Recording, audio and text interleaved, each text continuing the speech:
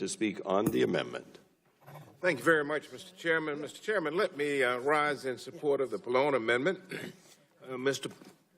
Pallone's amendment accurately describes what will happen if this legislation in fact passes. If you don't believe it, just wait for the CBO score that's going to be published next week. Let me draw your attention to the incredible impact that the Affordable Care Act has had on individuals and the life-saving benefits it has created for people in my district in eastern North Carolina. Since the ACA was signed into law, millions of Americans have gained access to quality health care services, and hundreds of thousands more have seen their health insurance improved. The ACA has played a significant role in reducing worry among Americans who previously struggled to pay unaffordable medical bills when they got sick. We cannot afford, Mr. Chairman, to go back to the days when Americans were forced to pay more money for less coverage, and when insurance companies rationed the care people received. My constituents do not want to go back to the days where health care emergencies could bankrupt families.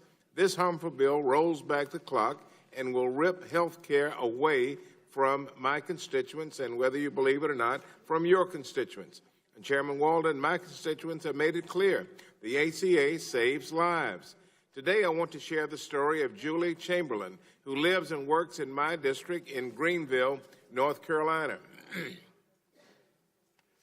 Julie, Mr. Chairman, is 55 years old, and for the first time in her adult life, she is able to afford health insurance because of the ACA, even though she has a pre-existing condition.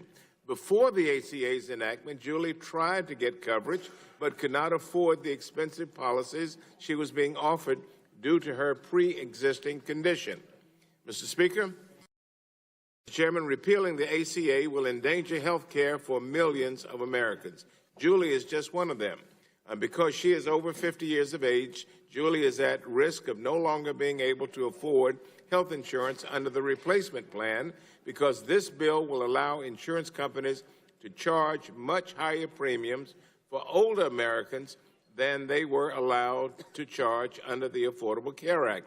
In fact, the bill is estimated to raise premiums for older Americans by $3,200. That is a lot of money for people trying to put food on the table and trying to pay for their children's education and to keep up with their bills. People simply cannot afford that amount of money and would lose coverage altogether. At the thought of losing her coverage, Julie said, and I quote, "I know if the ACA is repealed, I will not have health insurance any longer, and I worry tremendously about losing my coverage," end of quote. Please listen to Julie and the millions of Americans like her who are living in a state of worry that this bill will make their health care unaffordable. Julie's story is just one of more than 35,000 people in my district alone who now have insurance as a result of the ACA. I heard from many of them on Saturday, February 25th, when I had a town hall meeting in Durham.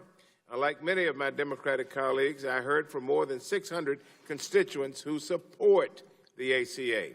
Even though my Republican colleagues fear public interaction and are missing in action, the voices of my constituents deserve to be heard. Like Julie, many of these individuals would no longer be able to afford health care insurance, if this is repealed. This bill is also alarming because it would prevent states like North Carolina, and I do not trust my state legislature, like North Carolina, that did not ban Medicaid from choosing to expand it in the future. This bill stands to block more than 650,000 North Carolinians from gaining coverage under Medicaid if the state expands the program in the future. The fact that my colleagues across the state, across the aisle, continuously propose ways to reduce health coverage for Americans, many of whom reside in my district, is unacceptable. I will do everything within my power to protect the many North Carolinians and Americans who rely on the coverage and protections provided under the ACA. I urge my colleagues to oppose this harmful bill, and I support